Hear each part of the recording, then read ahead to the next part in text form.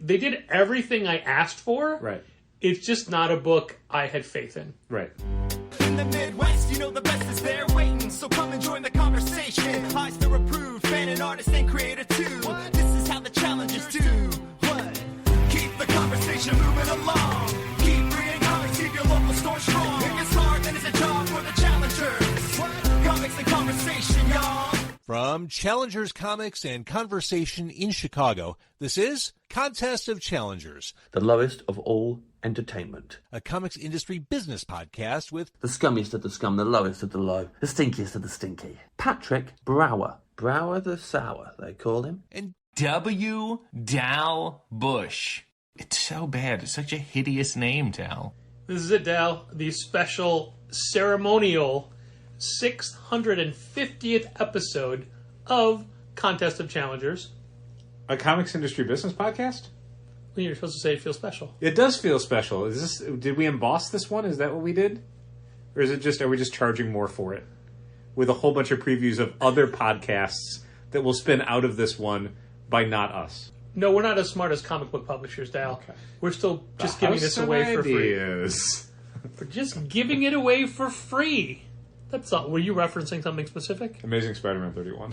Okay. Which has a whole lot of backups that are all like, none of these are going to be an Amazing Spider-Man. These are all other books you want me to buy. Most of which are not even tangentially connected to this book. Is that the wedding issue? Yeah. Okay. Is it 31? Yeah. Okay. You mean 925? Yeah, okay, Whatever that's the stupid problem. thing. That's because I thought it was 25. No, it's 31. Okay. I'm only partially into it because I read the main story, and then the Kamala Khan backup was cute. David Lopez. Yeah. Who But doesn't like David Lopez? It's like 2 pages. But it is super duper weird that they, at least in Amazing Spider-Man 31, have to acknowledge the fact that, spoiler, I guess, if you haven't been paying attention to Marvel's publishing plans and various released comic books, Kamala Khan, who is dead, is now back alive, and an X-Man. She died in Amazing Spider-Man 26 and is back in Amazing Spider-Man 31. Well, she came back in another book, and that's the thing. Like, they have to do this little short story in the back because it's like, well, otherwise there's no closure. If you're only reading Amazing Spider-Man, you would maybe think that they killed this character and she's never coming back, as opposed to killing her off so she could be part of a completely different franchise. There is a really funny line about something that he only does for a specific type of person. I can't give it away. Oh, yes. But I mean, the whole thing's cute. Like, I think Zeb Wells specifically does really good, funny Peter Parker, Spider-Man things in the Spider-Man comic books that I don't know that he gets enough credit for. Because people, I guess, online, I don't participate in that discourse, so I don't know, tend to really revile him for a lot of his bigger plot ideas. But I think the minute-to-minute storytelling in his Spider-Man comics is usually really fun. And if there's things I'm not engaged with, it's just things I'm not engaged with. It comes back around. I found Nick Spencer to be a lot of the same stuff, where, like, the roommate drama with him and Boomerang and whatever, great, loved it. The occasional, like, Spider-Man's dark and gritty for the summer because he's got to do this thing, and I'm like, I don't care. I don't care about that. And then the summer's over, and then I'm back to good Boomerang stuff. Great. The roommate stuff set up what they're doing right now. Because Randy was part of that. Yeah, that's true. And there was a and really Nick Spencer good... wrote Deadly Foes of Spider-Man. Yeah. Which is where the Beetle comes from. Yeah, fair. There's a really great Peter Parker moment in the lead story. Yeah. That, as I'm reading it, I'm like, oh, man, come on. He's not this bad of a friend. Come on. Yeah. And completely redeemed. Yeah, it's really good. Like, I'm sure there's people who hate how Zeb Wells is constructing a story that instantly bought into that and was like, he doesn't get Spider-Man at all. And then it's like, no, he does. Like, let him tell a story. Yeah. Get to the end of it, and then you can complain if he got it wrong. It is a really rough time, though, for specifically that wedding. Mm-hmm. Because just yesterday, Robbie Robertson passed away. Yeah, from the band, right? No, from the Bugle. Oh, oops. Jeez. Faux pas. That's the whole, like, how can he go to his son's wedding? Maybe he's a mutant and he was brought back by Krakoa? Well, not anymore, certainly. The Daily Bugle's never going to recover. That's a terrible joke. Terrible joke Maybe, that I've heard used elsewhere. Maybe Betty Brant can take it over and then she can assign everyone in the Daily Bugle to a different like, beat for an annual. Yeah, that's a good idea. That Superman annual was good. It was really good. I like the Superman comic book a lot. I'll mention that probably every time we bring up a random issue of Josh Williamson's Superman. I like that book a lot. I think he's really good at it. I wanted to ask a question about our reward program. Ready for it. Now, I don't know, when we sign people up in the store, we just sign people up in the store. We don't give them a whole lot of information. In fact, some of us give less information than others. I mean, I think because we have to pitch the program a whole lot, I don't like when I'm in a store and someone is really going over the minutia, all the bullet points of their various loyalty and reward programs. Just give me the gist of it. And for us, the gist is you earn points every purchase, points can be redeemed for a discount. How many points you get and how many discounts you can get is a thing where, we will cross that bridge when you've earned enough points. I always say you get 5 points for every $1, and then you can redeem blah, blah, blah. Yeah. But specifically, the points can expire. Right. They don't expire, they can expire. Yeah. But my question is, I thought they expired with 3 months of inactivity. So I think we had a discussion when we were launching the program where we landed on 60 days is kind of where we wanted to be. Okay, so 2 months of inactivity. That's what's in has been in the system since day one. Okay, that was my concern because looking at I can change it. Looking at the person who had a question about it today, my thing was, it expired a month early because it showed that he got his points in May, 14th. And they expired in July, but I thought they would expire in August. No. I don't think in my head it was always 3 months. No, I think we had a discussion and 60 days is what we landed on. Okay. And that's fine. I just wanted to make sure I was clear at it. But no, it's that's what this podcast is for. It's not really a comics industry business podcast. It's a Dal teaches Patrick Challenger's business. Patrick has aspects. questions about our business, and Dal tells him. Yeah, I really learned a lot last episode. One of the problems... And I'm sharing it with the people that I work with, so it really makes life easier for everybody. I believe it. One of the problems is that when we had initially signed up for Joy, which is a plugin for Shopify that we use to manage our loyalty program, rewards program, they had said that points could expire, and that's we kind of, as a business, we would like the points to expire because that way there's less reason for people not to come in. Yeah, I mean, it's if you're banking them forever, then you can come in 2 years from now, and we would rather that if you're earning points that can be redeemed for a discount and you are getting something of value, we would like that to happen in a more rapid window than just you come in 4 years from now and it's I want my $5 off, and it's well, that was 4 years ago. And honestly, for the listener to get the full transparency, I wanted them to expire in a day, but Dal overruled me. You wanted them to expire by the time someone left the store. I'm sorry, you turned your back on them. Points are gone. Real red light, green light situation with the points. way out of it is people faced us as they walked out, walked out the door backwards. Then it'd be okay. I guess you don't want these. So you could with Joy you could set a time limit. So we set 60 days as after 60 days, if you haven't either bought something to earn points or redeemed points for a discount, the points expire. So long as you're coming in on a fairly regular basis, which for most of our customers is once a month or once every 2 months. Yeah, 6 times a year is not asking too much. No. And if you have roast beef 6 times in a year, it's not constantly. You're not constantly having roast beef. Right. It's a rare and a freakish occurrence. So while Joy let us expire points, they also had a thing where it's you can notify people 30 days out that points are going to expire, and then 7 days out. And it's perfect. That's exactly what we want. Now, function wasn't active. It said coming soon. So we're well, that's great. If it's coming soon, then by the time our first batch of people is going to have their points start to expire, this will be ready to go, and we'll be sending out emails. Apparently not. Cut to 4 months later, where it's still listed as coming soon. So today was the day. I actually did the math. I went back and found when we signed up with Joy. It was first week of May. It was early April. Oh, right, okay. But when we rolled it out to customers, it was the first week of May. Right. So 4 months ago, it was I think it was literally April 10th. So gotcha. 4 months later, it's still coming soon. So I reached out to them today to say it's nice that we have the ability to have the points expire. it's not really worth much to us unless we can notify people that their points are going to expire. Was that the chat transcript Yes. email that came in? Well, the Okay. chat transcript was, for whatever reason, every chat we've ever had with that company, instead of just the most recent one. But if you scroll to the bottom, there's like 4 things where we're talking back and forth, and it's basically Coming soon. kind of it's we have to reach out to the developers, and they're on a different time zone, so there's no one around. We will get back to you. And I said thanks. They haven't reached out to the developer in 4 months? I guess no one else has questioned this. I mean, this is a company that it's good enough for us, and especially for the price that we're paying for it compared to what other programs cost. But there's things where we can't search the list of customers by anything other than the full email address of somebody.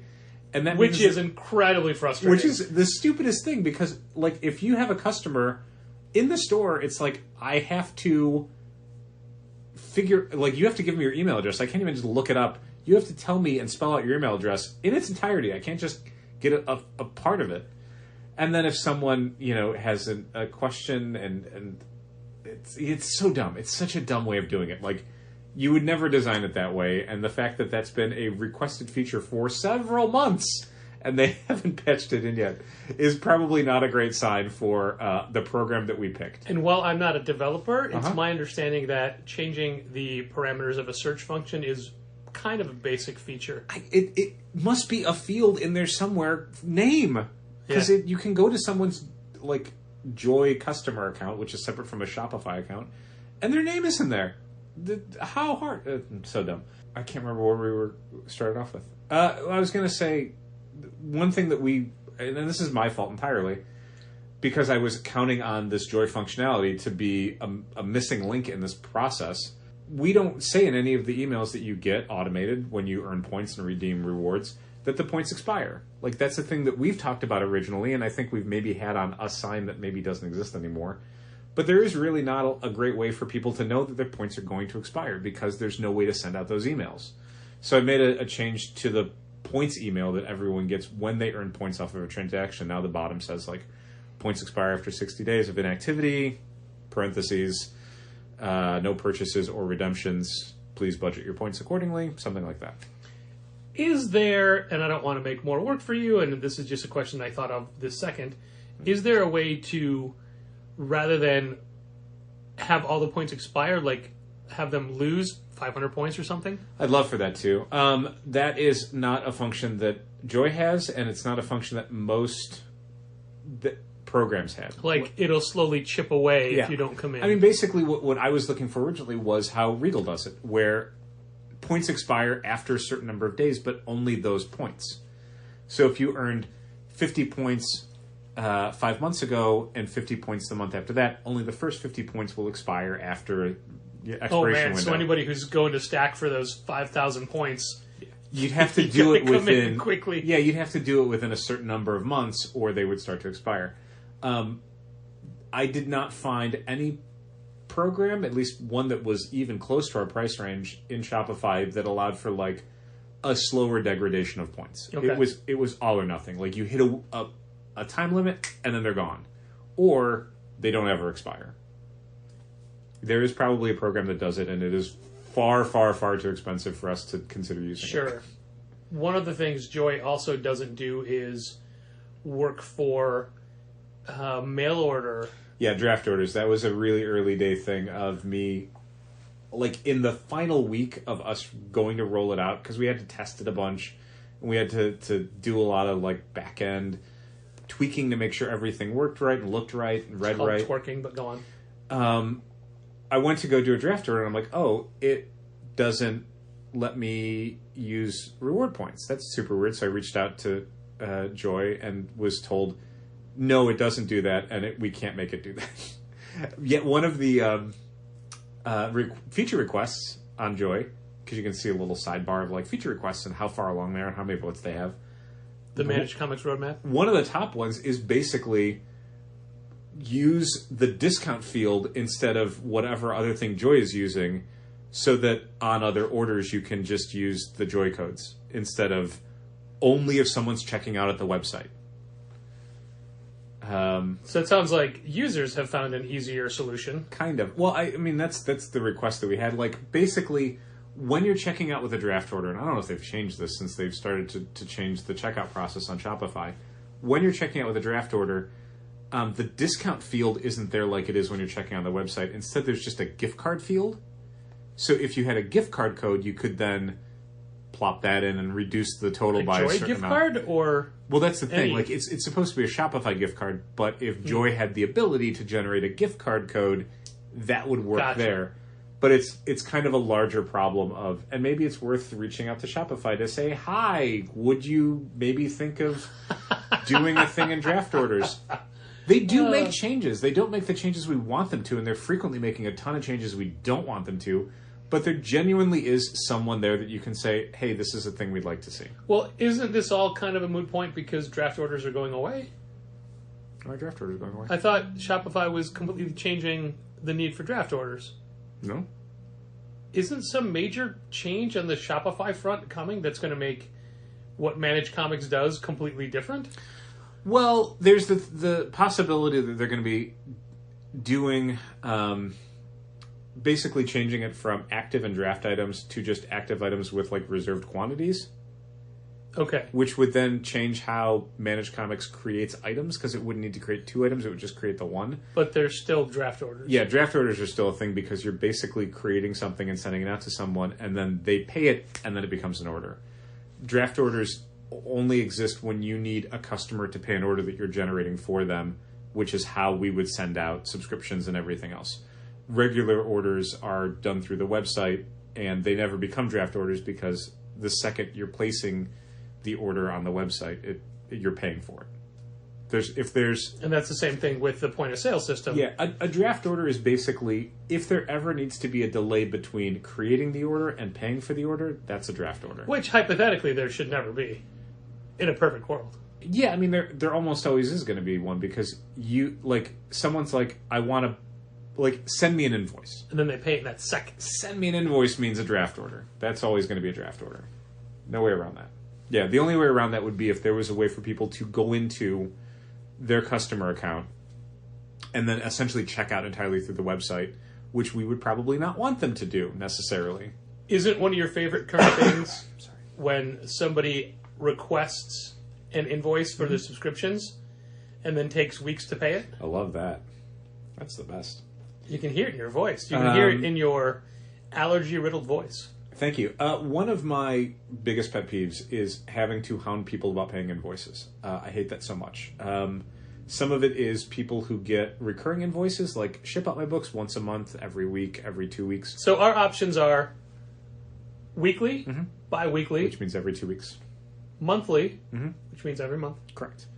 or is the fourth one whenever they ask? No, well... Or that's not an option anymore. Yeah, the fourth one is local pickup.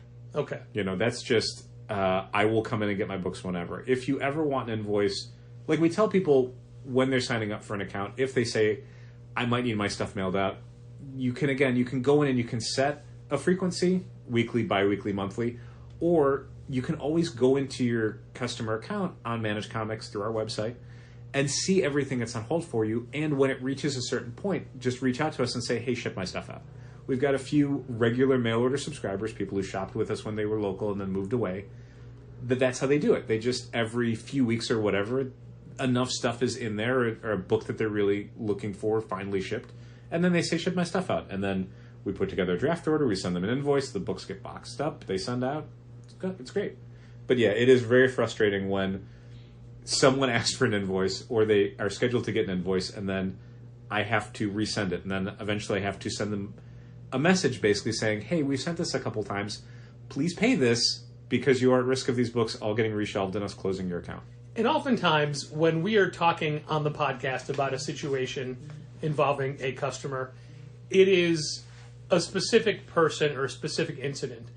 This topic is not. No. It is...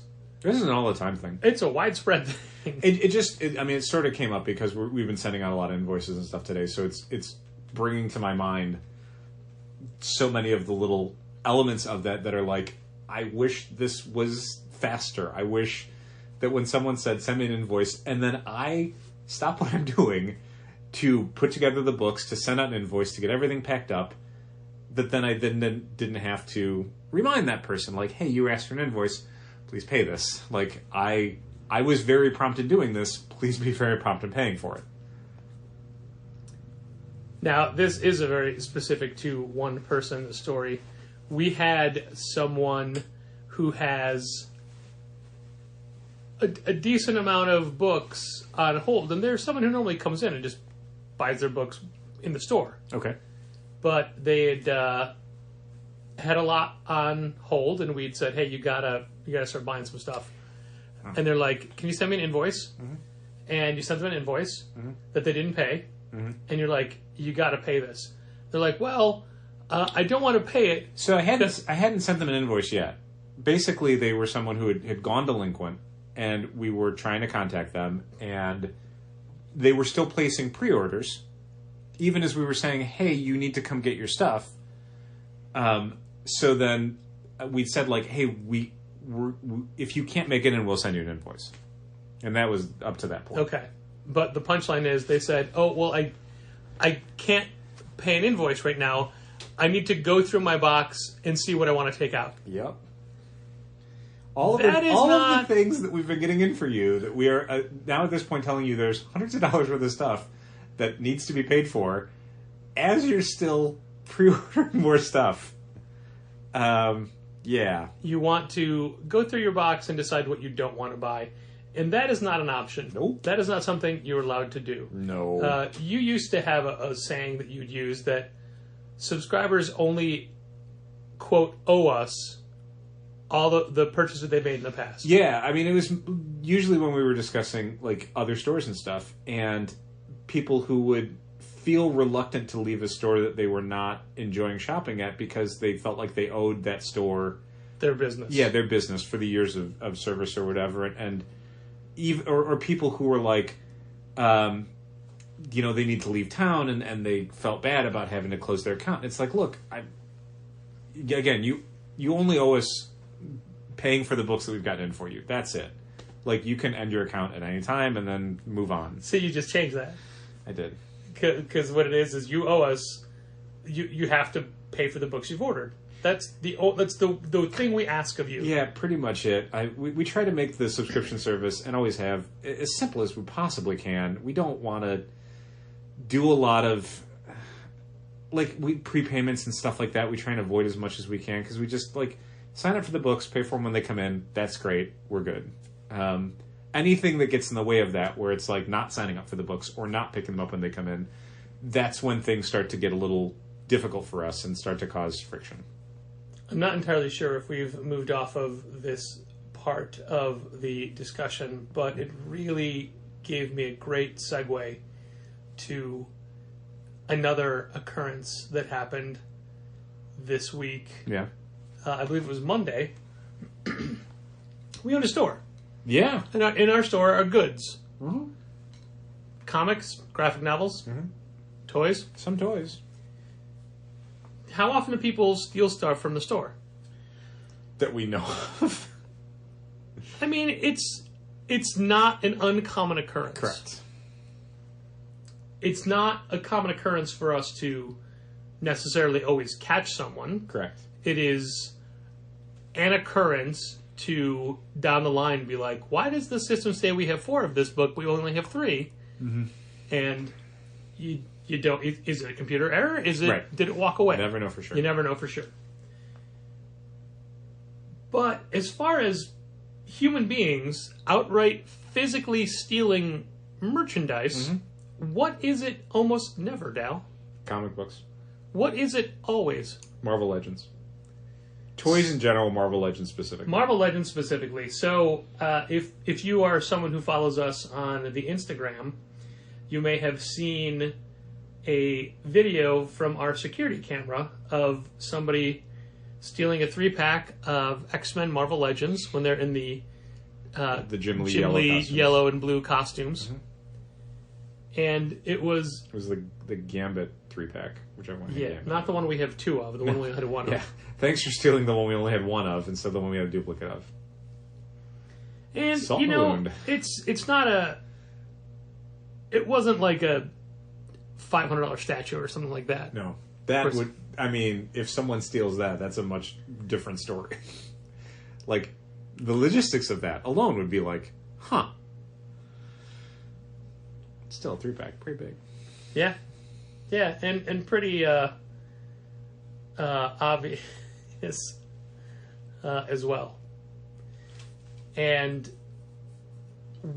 I posted the video specifically just to say, hey, this sucks. This guy's a dick. Don't be a dick. Right. Actually, I think what I said was, don't be a piece of shit like this guy. But it's just the scene of him taking it. Right. And you can see Molly walking up to him because Molly knew something was going on. Right. But there was no other commenting on the post. And immediately people online started saying, well, you better check bags. Mm-hmm. You know, Myopic checks bags. You gotta check bags like this store does. So I turned off commenting because we're not looking for solutions. Everyone on the internet can solve their problems. And we don't want to have to check bags. Yeah, we have done it in the past. It didn't necessarily help. And I hate doing it. Yeah, I think it's always... It's a little tacky. I don't like doing it. I know a lot of stores do, and if you're a store that does it, I'm sure you have your reasons. But, man, when I go into Target, they don't ask me to check my bag, you know? Yeah. When I go to Jewel, they don't ask me to check my bag. When I go to GameStop, they don't ask me to check my bag, you know? And, I mean, some of that is, like, GameStop doesn't put the games in the cases, so there's not much to steal. Right.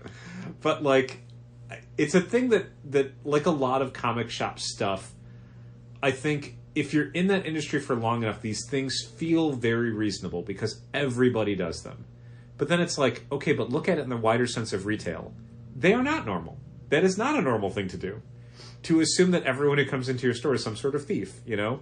Right, and that's I was talking to a fellow retailer, and I'd said, like, I don't want to check bags. I don't want to tell each person who comes in, hey, I don't trust you. Yeah. I can still think it in my head, right? But I don't want to tell it to you. Yeah, you can monitor your store. You can watch on cameras certain people if you feel like, you know, they're suspicious in some way. But to just do a blanket thing of like everyone who comes in has to leave their bag, their backpack, their briefcase, their whatever. Like, I mean, I've known people to steal stuff by putting it inside winter coats. Am I going to make everyone take their winter coat off when they walk into the store? Now, you can argue that blanketing everybody by having to check all bags is fair. And I can also tell you that the number of times that I have somebody comes in, I'm like, I got to watch this person. Yep. So I follow them from camera to camera to camera. And they select their merchandise and they buy it and they're cheerful at the counter and they're not a problem. And that was me profiling someone's demeanor and being wrong. Yeah. And the number of times that I've also... somebody has stolen, and I'm like, oh, I never thought it'd be that. Like, it doesn't matter. I remember for a chain I used to work for, not the store I was working at, they had caught somebody stealing, and he'd basically like take new books for the week, and he'd put them in his newspaper that he would carry in with him. Yeah. And that's how he'd get them out of the store. And this was a guy that was like a long-time regular customer. Like, he would still buy some stuff, but he'd also steal a bunch of stuff probably every single week for years. Yeah. And it's like, that's the last person that you would think you'd have to watch when they were coming into the store. Like, you would assume it would be some stranger you've never seen before who's, you know, acting squirrely. No, not the regular person who was coming in every week. Yeah. Super fun. And the video isn't put up to be like, do you recognize this person? No. Even if it was asked, like, would you get a clear shot of their face? For what? Yeah, right. What? Even if we did, what? Are we going to post signs around the store, around the neighborhood? Yeah, this is something... Do you know the number of people that we've caught stealing whose faces I can't remember anymore? Yeah, no one... They may be shopping with us again now. I don't know. We just hope that shame and embarrassment catches up, because even though this person got away with those figures, they knew that they were caught. They knew that we knew that they'd taken something. Yeah, we had a brief conversation. Sorry, is your texting important? Is it more important than the podcast? No, I was going to do both. Molly had texted me something I want to get back to before we closed at 6. Okay, Go ahead. One of the things we talked about before, like I think before we really posted this out to the internet. Is it what time should I put the books up? It was not, sadly. Was basically in this situation. See, if I keep talking, it distracts you from doing both things. Then I got to do 3 and then things. you don't remember which one you were doing and where you were. Yeah, right. Please continue. When we have a situation like that, I would more often want to just confront the person, get the stuff back, and be done with it, rather than call the police or drag him in the back alley and curb stomp him. None of that stuff is that's all stuff that I think a lot of people who don't work retail think yep, do that. But it's this is not a big department store with a loss prevention person and someone's going to put him into the back office and call their parents or whatever. That.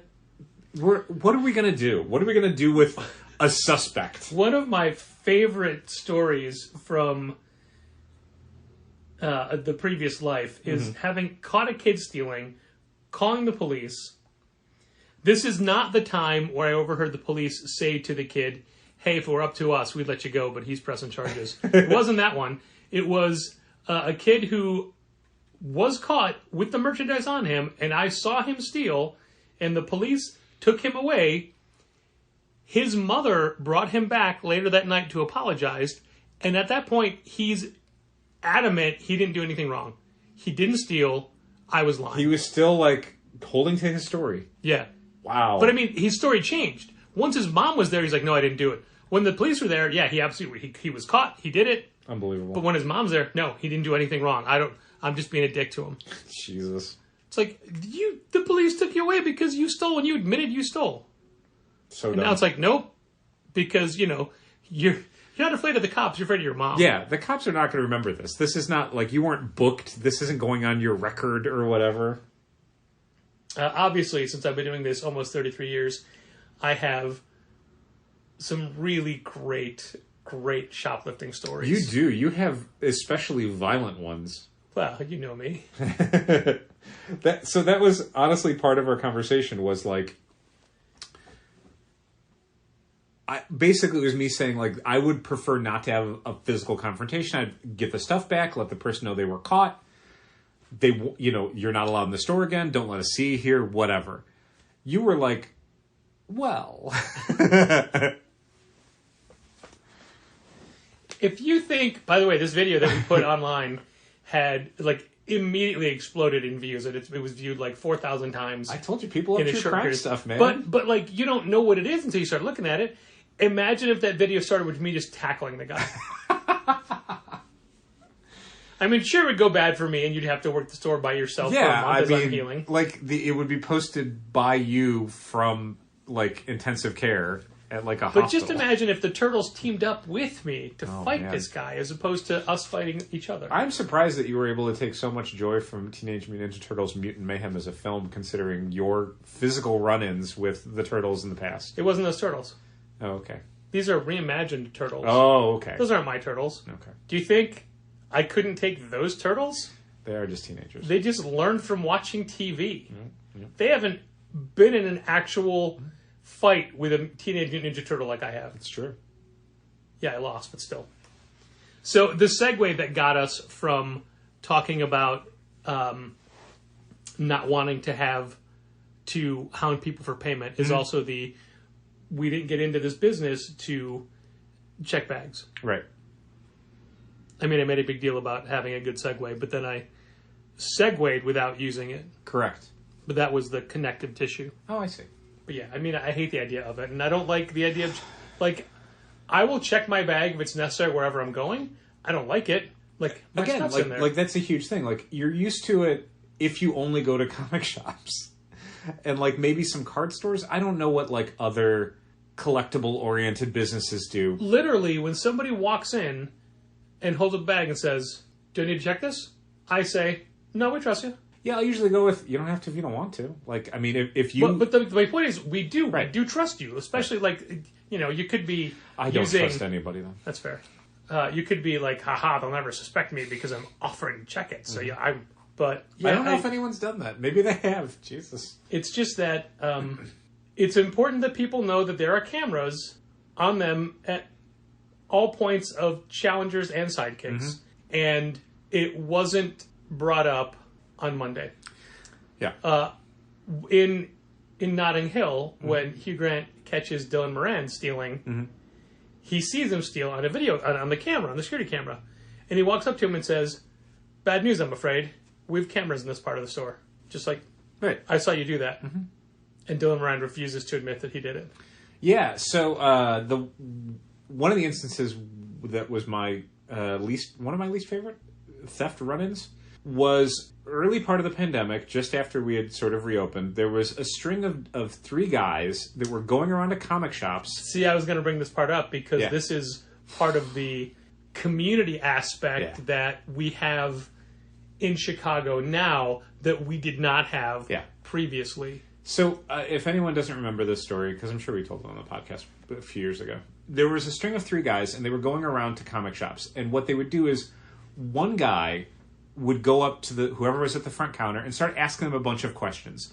You know, basically to distract them, to get them looking behind them. Whatever. If it was a different store, it'd be a book on the wall behind them. Right. But we don't have that. Yeah. So, like, when they tried to hit challengers, the guy came in and immediately was like, "Hey, what's that wrestling figure?" So it was a lot of, like, it was so... Pointing, look, It was so blatant, and so, like, no one would ever just walk in and go, "Wow, what's that wrestling figure?" Like, you'd only do that if you're trying to distract someone, and we'd already heard that what this gang was doing was that a crew of 3 guys, one would go to the counter, distract probably the single employee, because that's comic shops, and then the other 2 employees... What if they were, like, married? Would that matter? No. The other 2... Thieves would start throwing stuff into bags. They would have... Also toys. Toys. Yeah, large bags of them, and they would steal a whole bunch. So, like, a couple stores were like, we got hit for a bunch of Marvel Legends, McFarlane figures, whatever. So the word had gotten out, because these guys had hit, like, a bunch of stores within a very short span of time. But if I may jump in, the community aspect I'm talking about is the other stores would contact stores and say, "Hey, look out for these guys. Yeah. Here's photos. Here's footage from the cameras. Yeah. To show you, like, here's their what MO. they look like." Yeah. So it had gone out, and then they had come in, like, a day or so after it had... Because, again, they were hitting every store they could as fast as they could. So they came in, you know, I sort of vaguely recognized them, but as soon as the 3rd guy that walked in was like, "Hey, explain that action figure to me that I don't know what that is." And you were by yourself. Yeah. And I could see that the other 2 guys had these big bags, and they just made a beeline for the back of the store. I'm like, I don't remember the exact back and forth, and if you go back to listen to the podcast from the summer of 2000, you'll probably hear a more detailed version of this, but it's basically like, "I know what you're doing. Get out of the store right now." While I was telling them to get out, one of the guys was already taking manga and throwing it into his bag. Like Naruto volumes or whatever. So even as I'm throwing them out, they're still like, "No, we're still stealing stuff." So they got a small stack of books or whatever, and then there were other people in the store at the time. So as these guys are leaving, and I'm like, "No, I've seen you guys doing this in other stores. Get out. You're not doing this here." One of the guys screamed at me that I was a racist, and then tore down, like, took a display that we had by the front window, a freestanding piece of furniture to have, like, little giveaways on. Yeah, that's where all, like, the business cards and the bookmarks were. Forcibly threw it to the ground as they were leaving with the stuff that I'd seen them, with my own 2 eyes, stealing and putting into their bags. Called me a racist and then walked out. It's like, okay, great. This was great. I'm glad I confronted you. This was definitely how I wanted my day to go. So I had to clean up all that stuff. We ended up having to throw that piece of furniture away. Well, we repurposed it. It's still alive. But, like, it had... It's not on the sales floor, though. Bent. Yeah, it's not... When the guy threw it to the ground, it's like, cool, and you broke this. Thank you. It exists in the building. It is not in Challengers. Yeah. We couldn't use it on the sales floor because it didn't stand up right anymore. And we couldn't replace it because IKEA doesn't make it anymore. Right. And it was just, the whole instance was just like, this is super embarrassing, like, that this happened, that there was this confrontation. Like, they were owed something because they weren't allowed to steal what they wanted to steal. Right. They got mad at me because I wouldn't let them steal a whole bunch of stuff. I'm pretty sure that was a point How that I was... quickly they were putting stuff in the bag, like, it wasn't even waiting for me to be distracted. It was just like, guy walked 15 feet, turned left, and started throwing stuff in a bag. And it's like, From what I wow. remember, it's like when you walked back to yell at the other two, like, hey, get out of here, you can't do this. Then one of them, like, just... And I felt like it was just like they grabbed that because it was there. Yeah, they were just right there. It wasn't... Like, they weren't... I'm taking this. Yeah. Because they're owed something for their effort. Yes. Yeah, that was... Oh, man. That was a time. Yeah, it's like they got so mad that it was like, everyone's talking about this in our community because you're so flagrant with it. And you're hitting so many stores in the exact same way. I've never liked the signage that some stores use, like we prosecute shoplifters to the full extent of the law and have it be like a Judge Dredd character or something like that. I never, and even talking about it like this, I never want to give people ideas. No, sure. I never want someone to hear this and think, oh, so people can steal from them. Yeah. But I mean, that's not what people who are listening to this podcast do. Yeah, and I mean, none of this is the first time this has ever happened to a store. Yeah. Yeah, but I mean, the number of people that I've caught stealing over the years is, I'm sure, nowhere near the number of people that have been stealing. Probably. Yeah. But I always did like to make a spectacle of it, just so word could get out. Sure. Like, I wanted people to know, like, no, they'll call the police. Mm-hmm. Or, you know, this you can't get by. And sometimes there've been elaborate, like, help of other customers. Sure. Sometimes they were like literal stings set up in my own store. Like, oh, I know this guy's going to steal, so let's get ready. Mm-hmm. And just wait for human nature to come in. But yeah, it totally fucking sucks. And there's a lot of people that say things like, you know, if you're going to steal, at least steal from like Walmart or somewhere. Or just don't steal. Yeah, maybe just don't steal. Like, and that's the thing. Like, people will try and make rationalizations of like, well, it's not really hurting a small person, it's hurting a big person, and that person's never going to notice, or no one's going to get hurt by it. And it's like, man, there's no such thing as a victimless crime. I don't know what to tell you. It's almost as if the people that don't pay their invoices are stealing. Well, they haven't gotten the books yet, so they are not really stealing. We're stealing your time. Yeah, I mean, I'll give you that. Such fun and energetic and exciting topics for episode 650. Oh, yeah. What I didn't look up. What do you do for the 650th anniversary for someone? What is it? Gold-plated latinum? Yes. Is that the... That's definitely a real thing. Yep. What is a real thing are hopefully, and I don't have any prior knowledge of this, some comic books you've read as previews this week. I read I was going to read those AWA books since you had me send them. A print edition comic book of The Madness #1 from AWA. Yeah? Mm-hmm. What'd you think?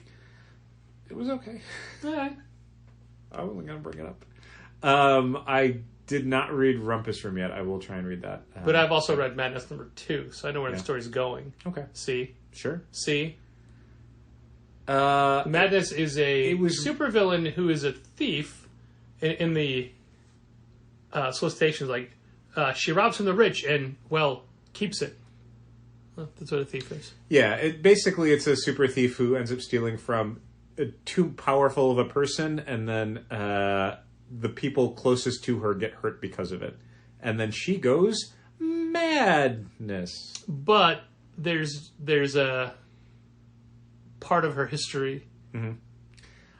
To me, the thing that didn't work on it was weirdly the art, which was the thing I was most excited about. I like ACO a lot. I think he's a really talented artist and a really fun layout person. And what didn't work for me was you get to the back and there's designs for all these characters, and he's like, I love designing superheroes. And then I'm thinking about every panel of the book, and I'm like, you can't see any of them. Like, there's a huge sequence where multiple characters are introduced who are going to be a major part of the story, and you're only seeing them from, like, the top of their chin to the bottom of their brow. And I'm like, why would you do it this way? Why would you not make this more visually interesting to me as a reader? And there's a whole bunch of scenes like that where it's like, why is this done in silhouette? Why is this done with, like, 8 miles away from a convoy? Like, why not more dynamic?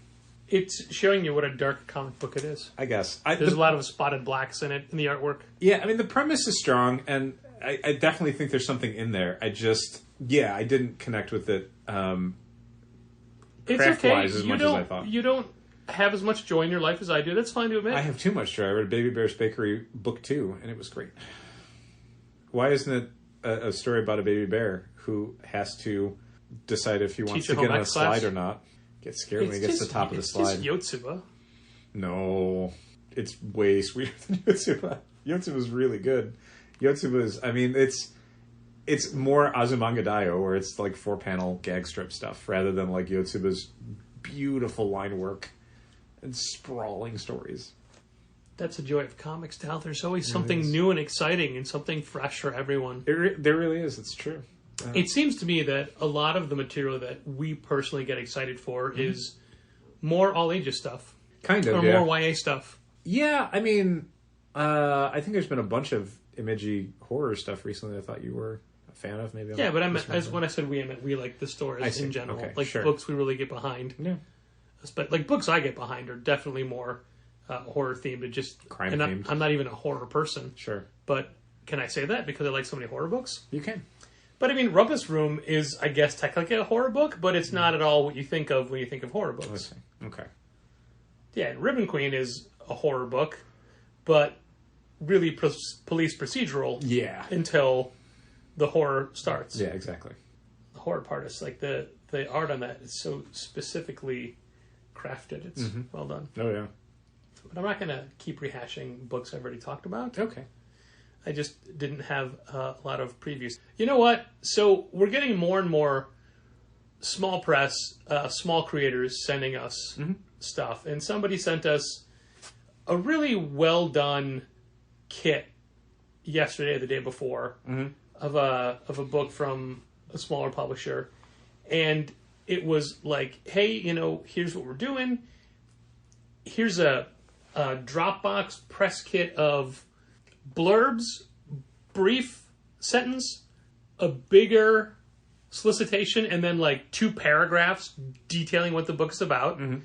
Photos of the creators, lists of all of their previous work, a lot of material to learn about this book, which ultimately I could not get into at all. Okay.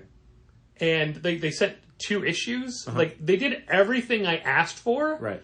It's just not a book I had faith in. Right. And that's going to happen. Like, we'll sometimes get creators either that we know really well or that we're introduced to at events who kind of want to know, like, how do I get my book into a store? Like, how do I get retailers to buy into it? How do I get them to stock it? How do I get them to raise their orders? And, like, unfortunately, some of it is just, like, it's got to be a book that they actually believe in or they think has an audience. And sometimes... They being the store. Yeah, on the business side, you can do everything right as a creator, but if the core concept is something where it's like the store doesn't think they can do much with it, and you never, ever, ever want to say this, it's not good enough, then that's going to be the barrier. Like, it doesn't matter how much outreach you do or how willing you are to do signings and Zoom seminars and... how much you'll get on the phone and give them a call and find out how the book is doing. Like, if it's not good or if they don't have an audience for it, it doesn't matter. And when they say, well, what could you do to help you sell the book? It's got to be a better book. Yeah. But, I mean, that's super subjective, so you never want to say that. So it's usually going to be things like, we don't really have an audience for it. Like, and we don't have the comics industry is overcrowded right now. There's no ability to take a chance on a book that you don't believe in.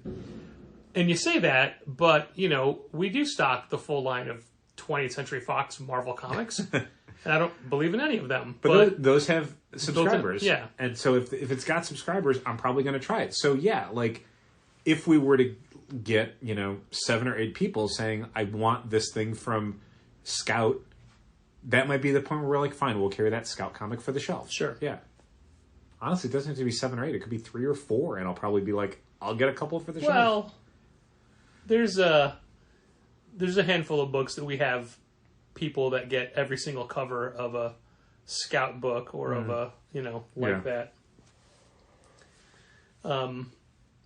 But yeah, there's too many mainstream books that I don't have faith in, but as you said, people are already subscribing for it. So, Sure. Yeah. And again, there's a Scout book we have like 10 subscribers for. Is it really? Yeah. By the Horns. Oh, yeah, that's right. 10 or 11 subscribers to that book. Sure, we carry that for the shelf. Yeah.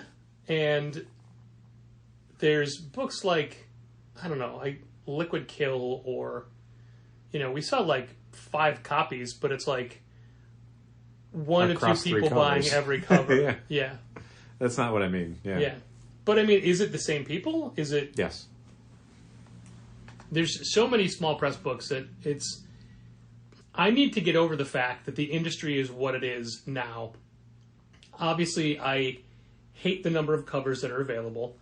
I think it's ridiculous that a book has 5, 8, 12 covers. I'm not even talking about Dynamite, just in general. Sure. And we have some subscribers who go out of their way to never get the A cover, who every single month just have to get B, C, D, or E, or whatever. And I understand, like, part of that is the joy of, like, oh man, I can't wait to sit down and go through the Managed Comics offerings for the month and see what covers I can get this time. Yeah. But I just can't be arsed for that. that. That is I'm an A cover forever. I don't care. Yeah, I don't know that there's anything that... I mean, I don't really get a lot of single issue comics. It's pretty much just... It's Jeff and Knights of the Dinner Table. It's pretty much it. So I don't really have the option of deciding different covers each month. But you have to for a store. But no, I'm just saying for myself as a collector, like, I feel like I would still just get the A covers. I don't know that there's anything outside of, like, if there was a cool theme for a miniseries, then maybe I'd be like, yeah, I'll get the whatever B cover for this thing because it's a connecting image by a creator I really like. But yeah, frequently there will be something where, like, people getting, like, the J. Scott Campbell variant for a Peach Momoko book, and I'm like, why would you not want the Peach Momoko cover? That what happens all the time. And look, I grew up loving different artists, but at this point in my life, Todd Knock is someone who I associate with the books I read in the 90s. Sure. Young Justice, it was great. Yeah. I loved it. But when he's on a book now, I'm like, no thanks. That's sure. just me. Yeah. So when there's some people that go out of their way to get like all the Todd Knock headshot covers, Or all the Ron Lim variants for different Marvel books. Yeah. And, I mean, because, yeah, Ron Lim is that guy for me. But the Marvel side of it, like, Ron Lim was my Silver Surfer artist, you know? and your Cap artist too, wasn't he? I really liked his Cap stuff. Yeah. But, yeah, when I see Ron Lim doing an It's Jeff variant, I'm like, why would you do that? And people, a bunch of people pre-ordered that one. Yeah, and honestly, I wouldn't even care that much if that was like the B cover. Uh-huh. But I don't understand why they have to have random variant covers, and now foils, and don't get me started on foils for facsimiles. Mm-hmm. The only reason you should ever do a foil for facsimile is if the book you're facsimileing was a foil book. Sure. Otherwise, it's not a facsimile. You're cheating. You're changing it. Also, it's weird because I think when I think of a foil cover now is this full metallic process. But back in the day, foil was just like a foil treatment or foil embossment. Like the Barnstormers cover B that came out this week is what I would consider a foil cover, and I think it's probably advertised as such. When it's just the logo that's done in foil, everything else is just paper or cardstock. The ones that are foil covers now, where it's all foil, that was a chromium cover. Yeah. That was what we used to call those back in the 90s, was chromium, where it was the whole cover was this, I don't know, plastic or metal or whatever it was. Chrome. So let's bring that back. Let's bring chromium back as a term. DC did, remember? No. Did they really? Yeah, they did for one of their events. They were doing 90s chromium covers. Oh, God. It wasn't that long ago.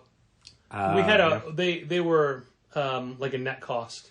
Oh, okay. And it was just a handful. You did not like any of them. That sounds like... Because they were all 90s throwback art? Yeah, probably. Yeah. Every time they've tried to do, like, 90s or, like, Marvel did, like, an extreme month, and it was like, this is dumb. These are dumb. I think that I could compromise and allow comics to have a maximum of 3 covers. Okay. Does that include incentives? We don't need incentives anymore. Okay, cool. How many... No publisher has a set plan for how they do incentives anymore. I mean, I think DC does to an extent, but Marvel seems to have done away with 1 in 25s for the most part. Marvel's real weird, where there's a few books, if they feel like it's a big enough book, the incentives start at 100. Yeah. Like that was, what was that? There was something recently, because I was doing FOCs and it was like... Wasn't it Ghost Rider Wolverine? No. Ghost Rider Wolverine Alpha had up to 1 in 300s, but there was a book, it was on FOC last week, and I don't remember what it was. But it was Uncanny Avengers that's coming out this week. They had 2 or 3 different 1 in 100 variants. They had like an Alex Ross sketch variant. They had a different Alex Ross sketch variant, because he has both the Avengers connecting cover and the X-Men #1 connecting cover as variants for Uncanny Avengers #1. And then there was a George Perez Virgin variant that was 1 in 100.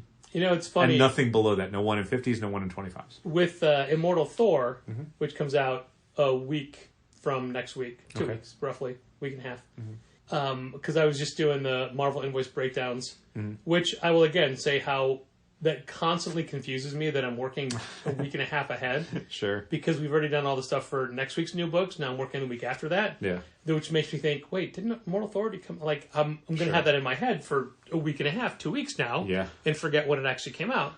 And it's even worse when I read them in advance. But we're getting so many Immortal Thor covers. Yeah. But like 2 for the shelf. Yep. It's all just people getting all these variant covers, including a blank cover. Yeah. And it's also one of those like, are none of these variants? Are none of these incentives? Yeah. No, we must not have qualified for those. And we're getting like 80 some odd copies of that book. Again, it probably started at like 100. Yeah. It's like, what? But then why do 1 in 25 or something else? And also, fine. Like we do not, you and I do not ever stretch for incentive covers anymore. No. Not worth If I'm ordering 24 copies of a book and there's a 1 in 25, we don't get that 1 in 25. Because for the most part, nobody gives a shit about 1 in 25s. Yeah, sometimes they sell, most times they don't. So it's like, like if we get them, we get them. If we don't, we don't. I don't care. And I hate when the only copy of an issue we have, look at the last couple of Batmans. It's just 1 in 25s. Batman, Superman, almost every month. The only Unstoppable Doom Patrol is the same way. The only thing we have for Peacemaker Tries Hard for the first 4 issues is I think 1 B cover of like 2, and then everything else is 1 in 25s. Wow. And that sucks. I don't like that. I don't like how that looks on the shelf. Agreed. But hey, speaking of Peacemaker, who writes that? Absolute Kyle Starks. In a week and a half, Marvel Unleashed comes out. Oh, neat. So we'll be talking about that book, but not yet, because that's No. a week and a half. And I haven't read it yet. We won't even talk about Rock and Roll Saturday, which I'm now calling... Rock and Roll Saturday? No, I'm calling it... Mike Norton said something, so I took it and added Shredtastic Saturday. Ooh. No, Supersonic Shredtastic Saturday. Wow, even better. Yeah. And every Instagram post has music by Joe Stump, who is a blazing metal instrumentalist guitarist. Okay. His first major solo album was called Supersonic Shred Machine, which see. is where I stole most of that Saturday thing from. Yeah. Anyway, that event will have happened by the time this goes up, even when the patrons get it, so hopefully it went well. Yeah, I hope it would. But let's not forget that we have two different YA book creators coming in on the 19th. Mm-hmm. All the information is on the website. Yep. Go to challengerscomics.com, click info, there's events, Okay. or do we say challengers.events still active? I have no idea. Check that. You got a phone that you're jumping on at all times. Yeah, constantly. Challengers.events. We might have stopped paying for that. Probably. It might have been bundled with everything that we... Well, it's just Don't it's really more of an expensive domain name. Oh, really? So we may not. Yeah, the .events is not like a .com or a .net. It's a pricier one. Site can't be reached. Yeah, okay. Challengers.events server IP address could not be found. Yeah, we stopped paying for that. Okay. Just like we stopped paying for So don't go to that. challengers.horse, which we had in the beginning. Really? Wasn't it curseword.horse too? Wasn't that their website? Maybe. Wizard.horse?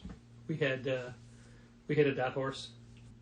Yeah, events. Anyway, what I wanted to point out is while we have a ton coming up, we've got Tyrell Cannon toward the end of the month.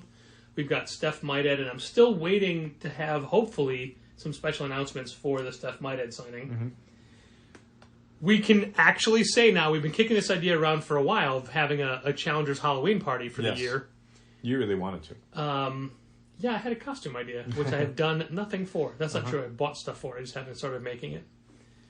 And it's not a whole lot to do anyway. Do you know what you're doing? Maybe. Okay. Just got an infinite gauntlet you want to borrow? No. You don't have to say. Yeah, I wasn't going to on the podcast. But we were going to have it on Friday, October 27th, because we thought, you know what? This doesn't have to be the big Halloween party people go to for the year. If they have a better one to go to on Saturday, or they want to do a different costume or something, they got options. Yeah. So we'll leave the 28th alone. However, we're happy being a Halloween party, not the Halloween party. well, guess what? Now we're the Halloween We are party. the Halloween party because it is the Halloween party that has the date of Saturday, October 28th. We're having that. My goodness. I know. Saturday, October 28th, starting at 7 p.m. It is the Challengers Halloween Party, guest starring Andrew McLean. Yeah, from Headlopper, from Apocalyptic Girl. From Apocalyptic Girl. But promoting the new Snarlagon. Yeah, so it is it's not Andrew McLean themed, but if you want to come as Headlopper or Snarlagon or Apocalyptic Girl or anything else he's created, right, feel free. With always the caveat of dress for the weather. End of October in Chicago can get pretty cold, and I always feel real bad when I look outside for Halloween weekend, and I'm seeing people shivering in their climate inappropriate costumes. You know? Oh, like a smokestack? Yes. Or like carbon emissions, like that. Like BP. Yeah. Okay. Those are bad costumes for climate appropriateness. So, we don't know that Andrew McLean is necessarily going to be at the party for the entire, 7 to 11 time period. He's definitely going to be there at 7 for a couple hours. Yeah. And he will have a bunch of... We will have Snarlagon to sell. Yep. He will have special tour T-shirts, because this is a tour. Yeah. It's a tour he's coming to, but we get him for Halloween, and it is going to be, let's just say, fun. Yeah, and we'll be restocking some of his other books in... Anticipation. In preparation of the signing. So there'll be a little call out on our website earlier in October where you can grab copies of Headlopper and Apocalyptic Girl, and then you can bring them to the signing and get them signed while you're in a costume. Yeah, Andrew McLean. Love it. And we love you. Thanks for listening. And keep reading comics. Maybe love's too strong. Yeah, I wouldn't have gone that way. We appreciate you. Yeah. That's fine. You are well liked. You are thought of in non-negative capacity. Come to view you as people I once met. This has been Contest of Challengers. Thanks for listening. Keep reading comics. Challengers is located at 1845 Northwestern Avenue in the Bucktown neighborhood of Chicago. 773-278-0155. Keep up to date with new releases and events at challengerscomics.com. And help fund this podcast at patreon.com/challengers.